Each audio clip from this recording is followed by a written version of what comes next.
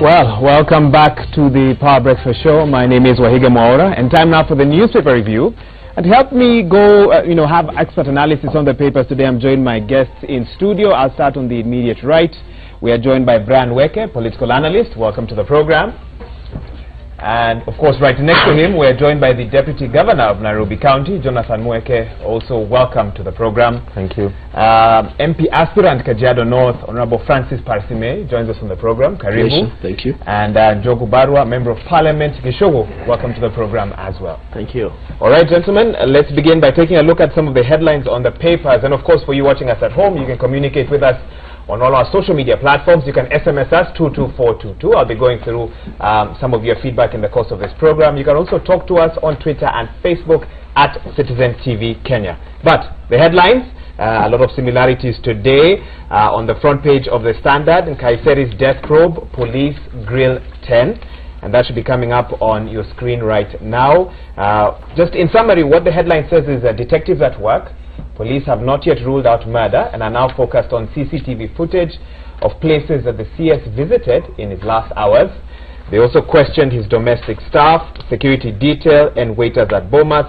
Post-mortem is set for today. Now I'll give each of my guests today a chance to send their messages of condolence to the family. We could start with you, Deputy Governor. What sort of message would you send out if you've not had a chance to do so already? Yeah, I already did send out a message on my social media networks. Just to say condolences to the friends and family of the late CS. Incidentally, we were with him at the prayer rally the day that he passed on, that Friday the 7th, on Sabasaba, where he accompanied the president. And he seemed okay. As we were waiting for the president to arrive, we chatted heartily with myself and the governor, and he seemed like he was in good spirits. So when I woke up to the news that he had passed on Saturday morning, it was rather shocking. But this is God's will, and we just wish the family well and are praying for them. Honorable Parsime, I can also give you a chance. Yeah, mine is basically to pass on the condolences to the family members and also to the entire fraternity of Kajiado County and the Ma community, and to ask them to take heart and to be strong. Because as we await for the investigation to go on and to be brought to conclusion, so that it can be very clear.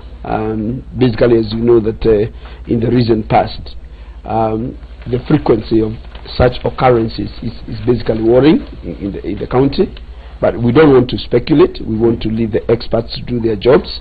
But we also hope that no stone will be left unturned for the truth to be known, because life is sacred, and it is important that everyone gets to know what happened. And that's why I think the aspect of post-mortem is available, so that people can conclusively know that it was a natural occurrence. Okay, yes. We'll be going deeper into that even as we peruse through the papers. Brian, I can also give you a chance to give your brief thoughts. Of course, I met the CS a long time ago, when I used to work for Cradle, and we were lobbying members of parliament to pass the Sexual Offences Act, and he was a very passionate person as regards issues to do with the rights of children, and we built a relationship from those days. So for me and my family, we just want to send our condolences to the family of the CS, the people of Kajiado, the Ma community, and really Kenyans at large, because Nkaissery was a very passionate man, and he believed in whatever he believed in, and he would do it to the best of his capabilities and abilities. Okay, Honorable Barua, let me also bring you in as well, just your thoughts, even despite, of course, the sadness that happened this weekend. I can give you a chance to also share your thoughts. Yeah, thank you very much for this opportunity. I would like to start by saying that this was a very, very sad news to me, because on the night he died, somebody called me at 4 in the morning, 4 a.m., asking me to confirm that he has died.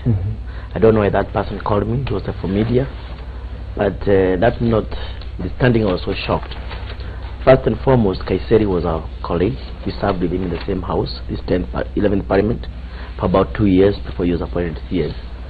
And for most of us parliamentarians, both from Jubilee and Court Coalition side, we respected him heavily, because on his when the debate was on the floor, of course, from time to time could side with his party, but when issues are of national interest, I want to assure you that Nkaissery stood by what is right for this nation.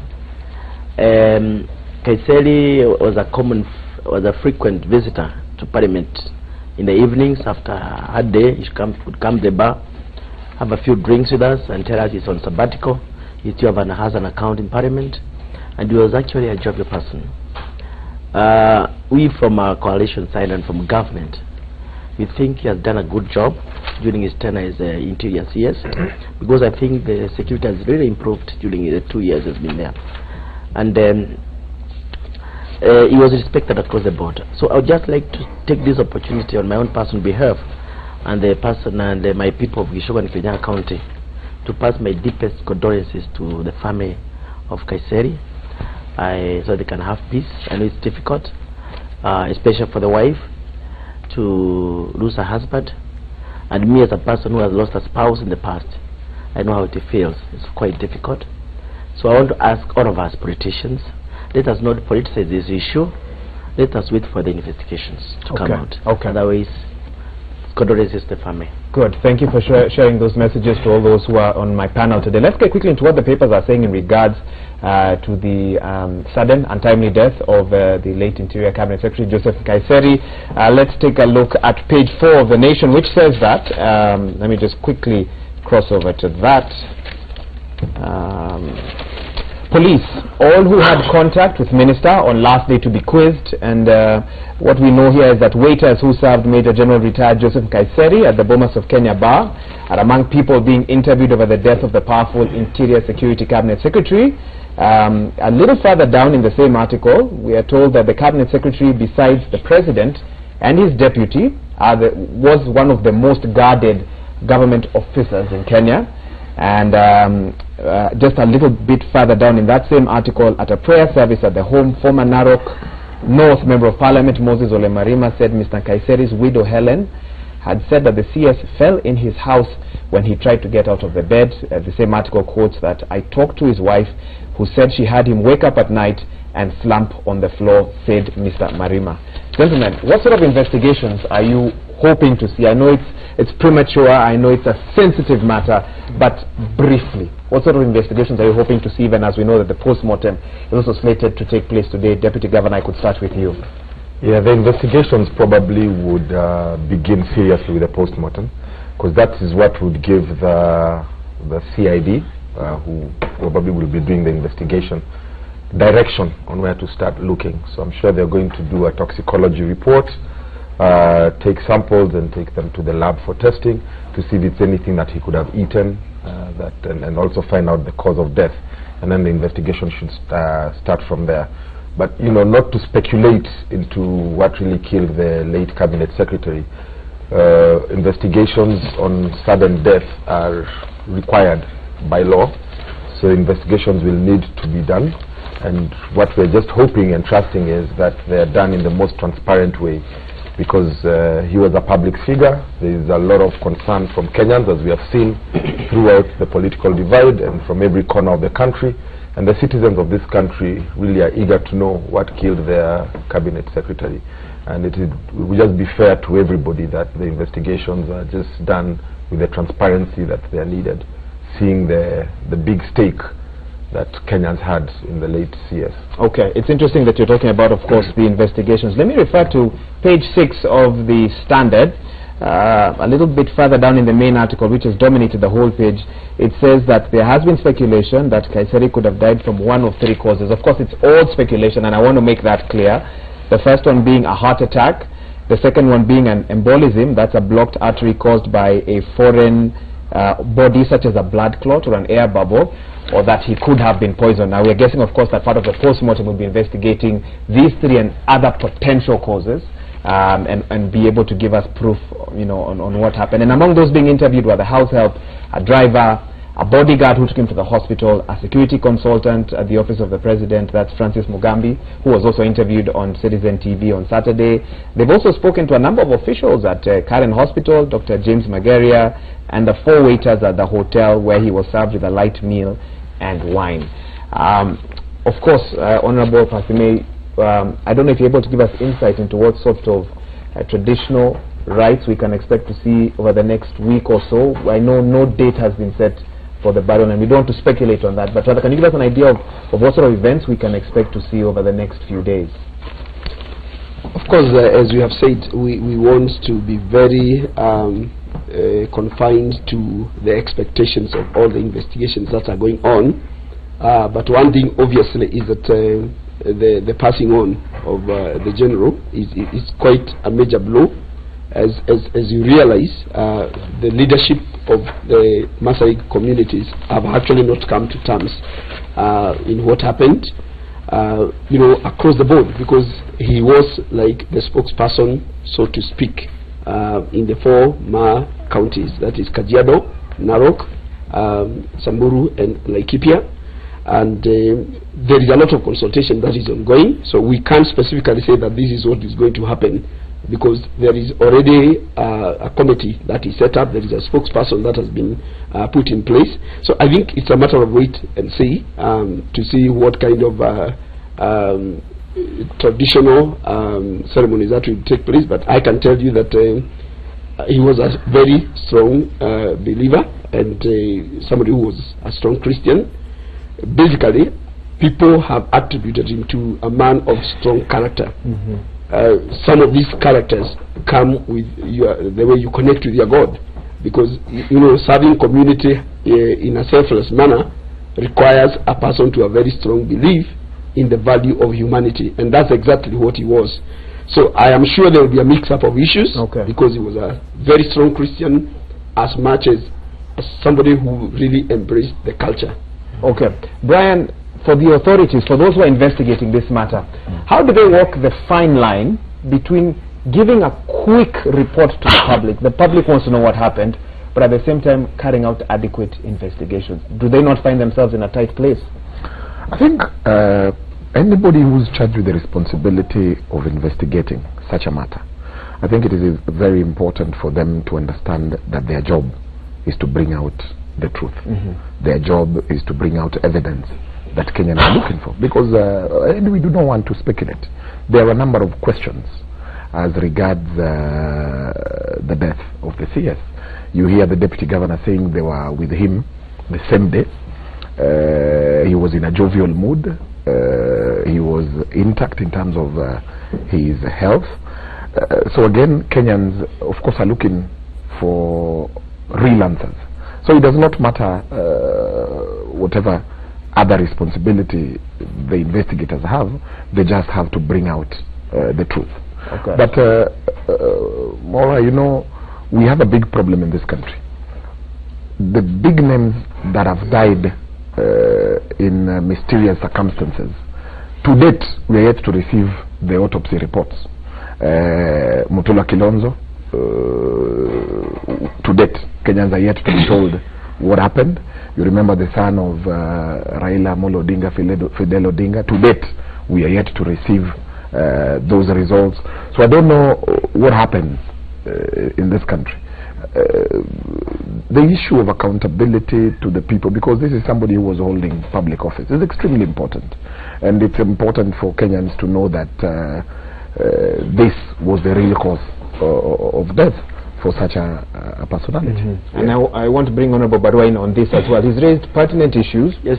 The sensitivity and the position that the CS held. What sort of approach should the authorities be having, especially the investigating authorities, bearing in mind leaders yesterday, at different places calling for quick investigation and information to be made public, but at the same time, that investigations can take all manner of time, a lot of tests need to be done. What sort of perspective can we expect in regards to that? There are two perspectives. There is General Nkaissery and two faces. One of them is a family man, that's the community. The other one is a public officer. He was a Kenyan. He was in that family of the larger Kenya. So the family has got interest, and we as Kenyans from the outside the family, we also have interest to know what happened to his, what caused his death. And as respect to what my friend Brian Weke has said, some of these investigations, we are not sure for the past deaths whether the family has chosen to not make them public or something. There could be some which maybe the family members decide to keep them private to themselves. So I don't think it's the same case for this. But what I'm saying is that I've thought about it briefly as he was speaking. And my question is, we as leaders, are we accountable to the people in terms of our health status while in office? Because we need to be open, tell Kenyans, because I'm your leader, I'm your MP, I'm your governor, I'm your CS, this is how I am. And if people are in the know, then some of these incidences could not take the country by surprise. I remember the US when Barack Obama was fighting John McCain for the presidency, because of the history of McCain having had skin cancer at one time in his life. He had to go through extensive medical tests, and he had to give that information to the public. So we as Africans, let me say as Africans, we are really so much private about our lives, our lifestyles and our medical conditions. So I think it's time now we as leaders came up public and tell Kenyans what we think they should know about ourselves, so they don't get surprised all the time when somebody dies. In terms of these investigations, the three issues you have mentioned there, they are issues that can be actually executed fully through an autopsy. This is a post-mortem. So the first thing I expect is I would expect is a professional post-mortem, which is not biased, so that we can know, they can go through each one of those three issues one by one, rule them out, or identify one of them. Once you get the post-mortem results out, then they can move now to other exterior factors like what he ate, who was with him, and so forth. But all said and done, it is for the interest of this country to know what killed Nkaissery, because Nkaissery was an interior CS who has died about 30 days the general election. You remember he's a Maasai. You remember George Saitoti, he's a Maasai, interior CS. He died almost about the same time. So this coincidence is actually suspicious, and we need to know exactly, as Kenyans, the truth about Nkaissery's death must come out. Although there's something I may want to just emphasize why whatever announcement will be made as to the cause must be beyond reproach. Yes. The reason why it must be beyond reproach, these are two consecutive occurrences of the senior-most positions in the country. We need people to be confident that they will live long when they are appointed in these positions. Otherwise, you can have a situation where nobody wants to take up those positions. So it is in the best interest of the country that it is known what exactly caused this. It must not leave room for speculations, and that's why I agree with Mheshimiwa that it must be very professional, it must be very elaborate. Of course, it must have a human face, because we do not want things to be stirred up in the country in the time that we are in, and also to put the family through more grief. Exactly, more grief that they are already in. So I think it must have the human face, it must be professional, it must be beyond reproach, because this is a Kenyan matter. Otherwise, you are likely to advertise for the job and nobody wants to take it, because if you know you will not last long, or you'll get people resigning, some 1 year before election, if it is just towards the election that interior cabinet secretary is go. But I think let's wait, let's get that professionalism, let's get that opinion of the experts, and then from there we can be able to be analytical. Deputy Governor, the words being used here, beyond reproach, what does that look like to you? What manner of investigation, what the way in which the results will be released, I mean, whatever it is, will convince you that this has been done beyond reproach in a professional way? Now you leave that to the doctors and the investigative agencies.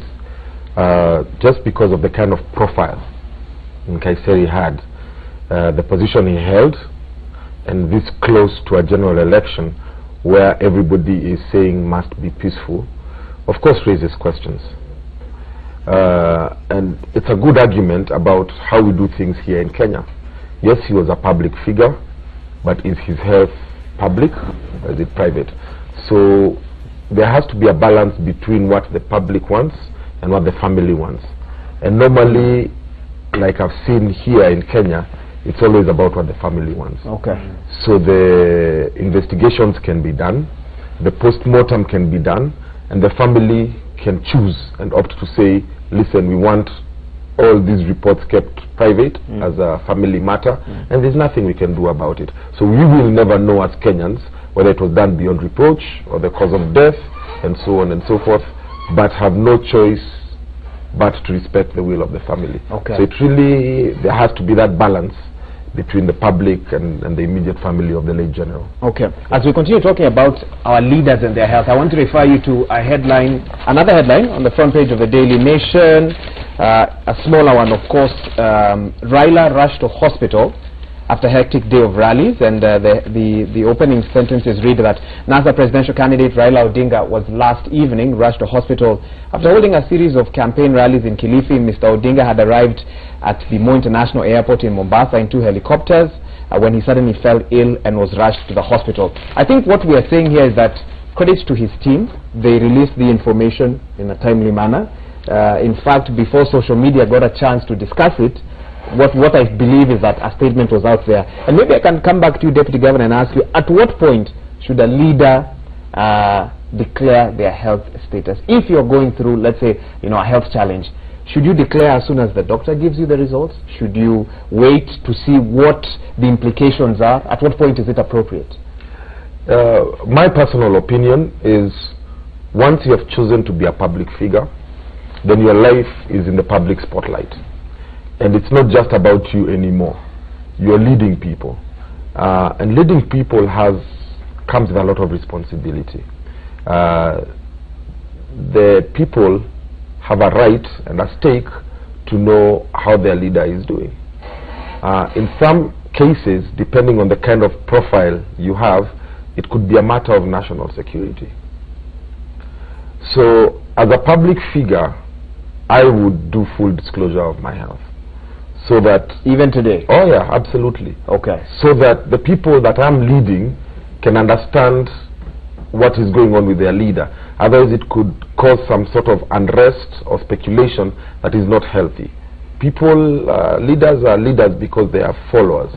Yeah. And, it's... Giving this as an example is kind of like what's happening in Nigeria. The former president was elected, he was not very well, he passed on, then there was a transition, then now they've elected another president who's been in hospital for now a couple of months. I think he's still out there. And he's still out there. And that costs quite some strain on the country. I think it was in Zambia where it was reported the president to have passed on for days and the country had not even been told. Oh, goodness. Yeah, because of that uncertainty that it would have caused. And for me, that can be managed better if the country or the people, the followers, where the leader is leading, can be told through the steps. Yeah, your president, we're all human beings. Your president is not well, he's in hospital for checkup, we're going to let you know what happens. Or the president has been diagnosed with this ailment and we are working on him. And that manages that better than all of a sudden your leader goes missing, there's unrest, there's speculation, then there's reports like now I saw a fake report that the Nigerian president had lost his life. Actually, there have been several of those. Yeah. Yes. So you can imagine us seeing that in Kenya. You can imagine what 100 or so million people are feeling in Nigeria.